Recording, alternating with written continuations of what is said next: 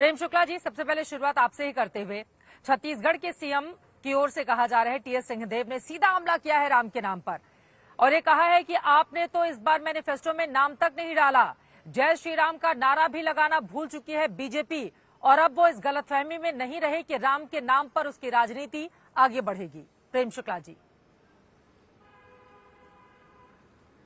TS Singhdeo का झूठ तो आप ही ने पर्दाफाश कर दिया। आदरणीय योगी आदित्यनाथ, आदरणीय हिमंता विश्व शर्मा, ये दोनों ने जो है राम नाम का जप किया कि नहीं किया? जय श्री राम के नारे उनकी सभाओं में लगे कि नहीं लगे? और संकल्प पत्र में जब राम जन्मभूमि पर रामलला के भव्य दिव्य मंदिर के निर्माण की संकल्प पूर्ति हो रही है तो फिर संकल्प पत्र में क्यों रहेगा? 1989 से लेकर 2019 तक राम मंदिर किसके संकल्प पत्र में था? कांग्रेस के संकल्प पत्र में था कि भाजपा के संकल्प पत्र में था? कार सेवा भाजपा के लोगों ने की थी कि कांग्रेस के लोगों ने की थी? कार सेवकों पर गोलियां जो चली थी, वो कार सेवक जिन्होंने बलिदान दिया वो भारतीय जनता पार्टी के विचार दर्शन को मानने वाले थे कि कांग्रेस के विचार दर्शन को मानने वाले थे? कांग्रेस के लोग तो जो है उस समय बाबरवादी मुलायम सिंह यादव के समर्थन में खड़े थे, उनकी सरकार चला रहे थे, तब वो राम को काल्पनिक कह रहे थे, शिलान्यास के बाद राम मंदिर के निर्माण को रोक रहे थे। कोर्ट में 2019 तक जब तक चुनाव न बीत जाए तब तक राम मंदिर की सुनवाई ना हो, ये कांग्रेस के नेता कपिल सिब्बल जो है सुप्रीम कोर्ट में कह रहे थे। तो राम मंदिर के निर्माण को अटकाने भटकाने लटकाने का काम कांग्रेस कर रही थी। भारतीय जनता पार्टी ने अपनी चार सरकारों को बलिदान किया इस राम मंदिर के लिए। भारतीय जनता पार्टी के हजारों हजार कार्यकर्ता राम मंदिर आंदोलन में जेल में गए, तो राम मंदिर का श्रेय किसको जाएगा? कौन लेगा राम मंदिर का श्रेय? और जब हम उस संकल्प की पूर्ति कर रहे हैं तो फिर वो संकल्प पत्र क्यों रहेगा? टीएस सिंहदेव को मतिभ्रम क्यों हो रहा है? चित्रा जी, आपके सभी दर्शकों को जय श्री राम का नारा लगाए, इससे कांग्रेस पार्टी को क्या फायदा होगा? आप लोग जय श्री राम के नारे पर बीजेपी को घेरते हैं, क्या आपको लगता है कि इस मुद्दे पर बीजेपी को आप बैकफुट पर डाल पाएंगे? क्योंकि उनका ये कहना है कि हम अपने संकल्प पत्र में या जय श्री राम के नारे को लेकर क्यों आगे बढ़े, उधर भव्य राम मंदिर बनकर तैयार हो रहा है, 22 जनवरी को लोकार्पित भी हो जाएगा, भगवान की प्राण प्रतिष्ठा हो जाएगी उसमें। चित्रा जी, मैंने प्रेम शुक्ला जी को सुना, बहुत अच्छे तरह से सुना और मैं उनकी आदर करता हूँ। साथ ही साथ मैं ये कहना चाहूंगा कि भारतीय जनता पार्टी राम मंदिर की स्थापना की श्रेय ले ले, उससे कोई आपत्ति कांग्रेस पार्टी को होनी भी नहीं चाहिए, क्योंकि कांग्रेस पार्टी प्रभु राम की कार्य को वास्तव में राजनीतिक अपने कार्यों से समावेश और सभी को साथ में लेकर नीतियों के पक्ष रखते हुए हमारा काम करना चाहती है, लोगों के हित में काम करना चाहती है, किसानों के हित में, महिला सुरक्षा हो, बढ़ती महंगाई को लेकर जो लोगों के बीच जो कठिनाइयां हैं। कांग्रेस पार्टी का ये मानना है कि राम के जो द वे ऑफ लिविंग को कांग्रेस पार्टी अपनी नीतियों के जरिए लोगों तक पहुंचाना चाहती है। राम मंदिर या प्रभु राम का श्रेय भारतीय जनता पार्टी जरूर ले ले। लोगों को ये पता है कि कांग्रेस पार्टी, चाहे वो कर्नाटका हो, राजस्थान हो, छत्तीसगढ़ हो, हमारे कार्य से हम लोगों के बीच जाना चाहते हैं और प्रभु राम के नाम से हम वोट मांगना नहीं चाहते, प्रभु राम के काम से हम लोगों तक पहुंचना चाहते हैं, हमारे कार्य से, राजनीतिक सुविधा दी। ठीक है प्रेम शुक्ला जी, इस पर आप जवाब दे दीजिए, फिर बाकी मेहमानों के पास जाऊंगी। वो कह रहे हैं कि राम के नाम पर हम लोग वोट मांगने के लिए नहीं जाते हैं, ये काम भाजपा करती है। राम के नाम पे वोट मांगने का उनका अधिकार भी क्यों? तो संसद में खड़े होकर कांग्रेस ने बाबरी राम जन्मभूमि पे बनाने का संकल्प लिया था। इन्होंने राम के नाम को जो है, राम को प्रभु रामचंद्र जी को काल्पनिक कहा था, राम पर गोलियां चलाने वाले मुलायम सिंह यादव की सरकार का समर्थन किया था। तो राम नाम की बात किस मुंह से करेंगे? राम मंदिर पर ताला लगवाने का कुकर्म कांग्रेस के प्रधानमंत्री ने किया था, तो किस मुंह से कहेंगे राम नाम लेंगे? भाई ये इनके लिए तो राम काल्पनिक थे ना, इनके लिए तो राम सेतु काल्पनिक था ना, इनके लिए प्रभु रामचंद्र जी के भक्त तो सांप्रदायिक थे ना। हिंदुत्व की बात करने वालों के खिलाफ ये सुप्रीम कोर्ट तक मुकदमा लड़े थे ना। 12 भारतीय जनता पार्टी के विधायकों की सदस्यता जो है वो एक ही जज ने, जो गैर हिंदू जज था, उसने किस तरह से जो है हिंदुत्व को कलंकित करके उनकी सदस्यता खारिज की थी, इस इतिहास से कौन नावाकिफ है भाई।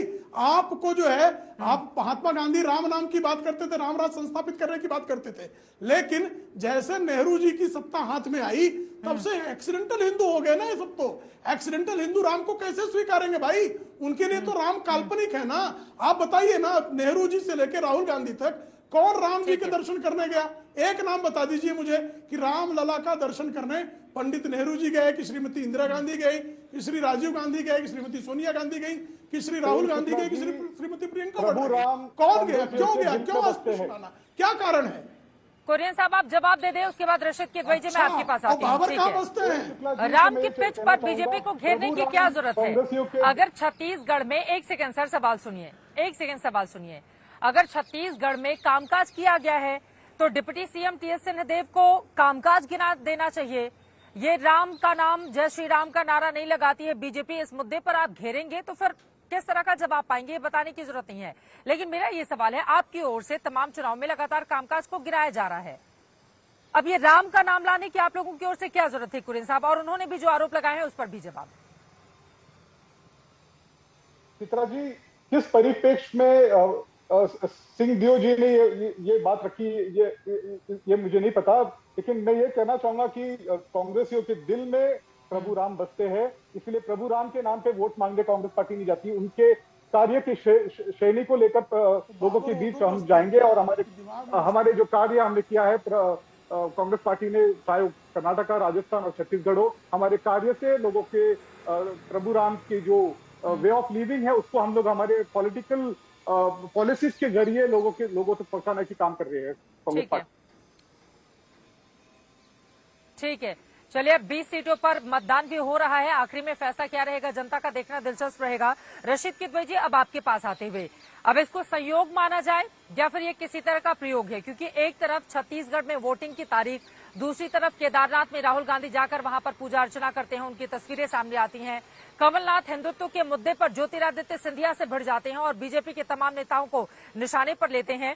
बिना हिंदुत्व के क्या दोनों ही पार्टियों, बीजेपी तो शुरू से इसी की पॉलिटिक्स करती रही है, लेकिन कांग्रेस पार्टी भी जिस तरह से आई और कमलनाथ भी बार बार अपने हनुमान मंदिर जो उनकी ओर से बनवाया गया उसका जिक्र करते हैं, तो क्या हिंदुत्व अब जरूरी हो गया है और बिना इस राह पर आगे बढ़े हुए जनता को समझा पाना मुमकिन होगा, वोट पा पाना नामुमकिन होगा, इस वजह से ये कवायद की जा रही है, या आपको लग रहा है कि असल मुद्दे पर बात करना ये दोनों ही पार्टियां नहीं चाहती हैं चुनावों में। जी चित्रा, ये देखिए इसका दोनों चीजों का इसमें समावेश है। देखिए कांग्रेस ने जो पिछली बार जब उदयपुर में उनका चिंतन शिविर हुआ था, वहां ये मध्य प्रदेश, छत्तीसगढ़, राजस्थान के कांग्रेस के नेताओं ने मांग की थी कि हिंदुत्व या हिंदू धर्म की आस्था के मामले में उन्हें भी मौका मिलना चाहिए अपनी बात कहने का।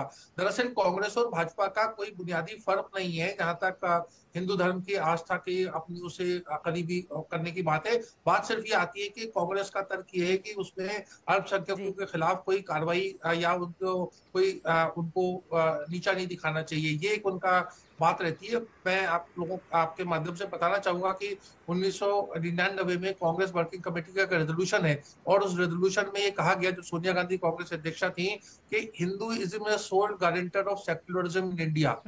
ये बात कांग्रेस के मतलब एक पॉलिसी लेवल के ऊपर कही गई है और कांग्रेस का पूरा, इंदिरा गांधी का पूरा इतिहास है। पंजाब की आप बात करें तो कांग्रेस ने हमेशा एक हिंदू पक्ष का साथ लेने की कोशिश की है। यहाँ जरूर राम मंदिर के मामले में कांग्रेस भाजपा से चढ़ गई राजनीतिक रूप से, जबकि राजीव गांधी ने जो अपना 1989 का प्रचार किया था वो अयोध्या में, और उन्होंने राम राज्य की कल्पना की थी कि अगर वो सत्ता में आए तो राम राज्य कायम करेंगे, तमाम बातें थी। तो कांग्रेस का भी एक इतिहास है, मंदिर का जो ताला खोलने की बात है वो भी, उसका भी श्रेय कांग्रेस लेती है, तमाम चीजें हैं। लेकिन इस खेल में वो भाजपा से पिछड़ गई है, तो अब उसने अपनी स्ट्रेटेजी बदली है। और जो आपने कहा उसका कोई मध्य प्रदेश, राजस्थान, छत्तीसगढ़ के चुनाव से उसमें ना कोई औचित्य है, ना वहां कोई लोगों की इसकी ज्यादा है, क्योंकि राम मंदिर तो बन रहा है और वो मामला पूरा सेटल हो चुका है।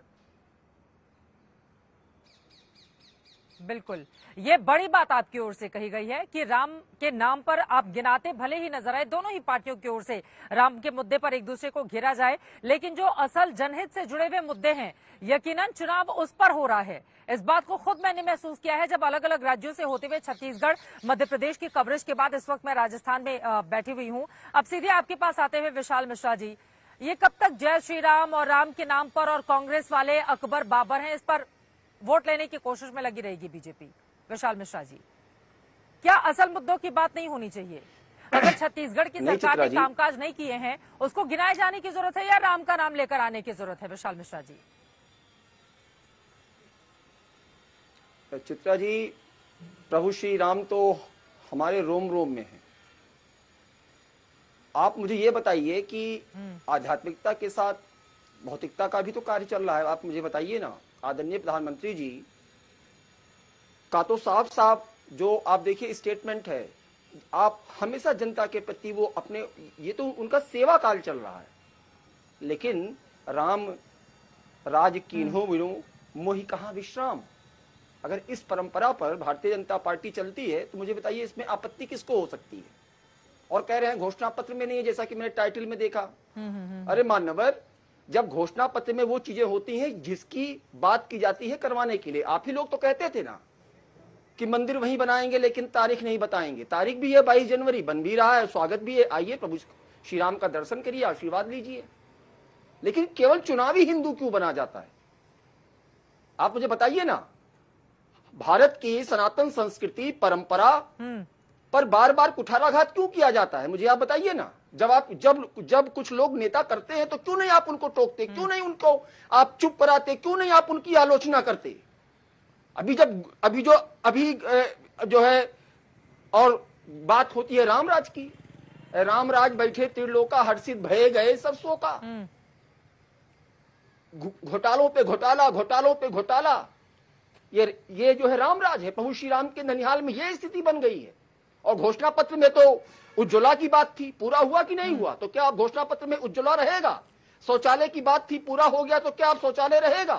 5 करोड़ जो है 5 लाख रुपया स्वास्थ्य के लिए देने की बात थी, तो क्या घोषणा पत्र में अब रहेगा?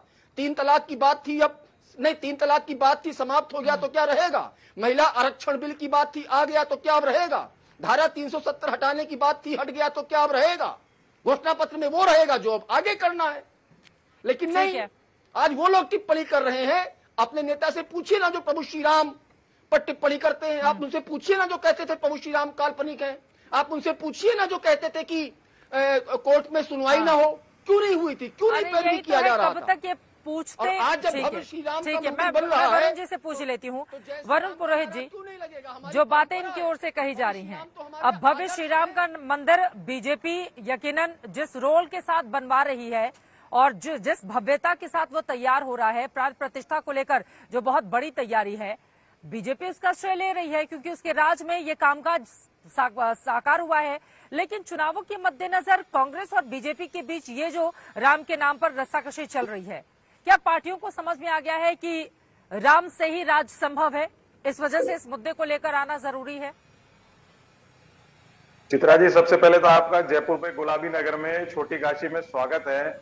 आपको राम राम सा हमागणी, आप जयपुर पधारे हमारे राज्य में, हमारे क्षेत्र में। मैं बताऊं, कपोल कल्पित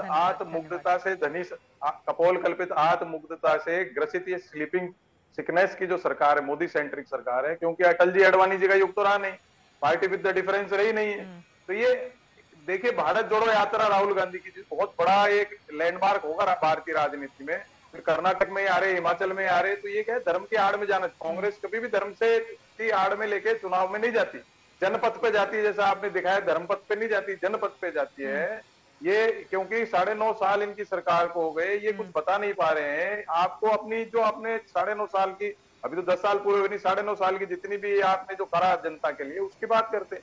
अभी राम, श्री राम का नाम क्यों लेना चाहते हैं राजनीति में? देखिए, आस्था और राजनीति अलग अलग होनी चाहिए, ये कांग्रेस का मानना है, ये रहेगा मानना, उसी पे हम चलते आ रहे हैं। हो सकता है बीच में 9.5 साल ये आ गए उस नाम से।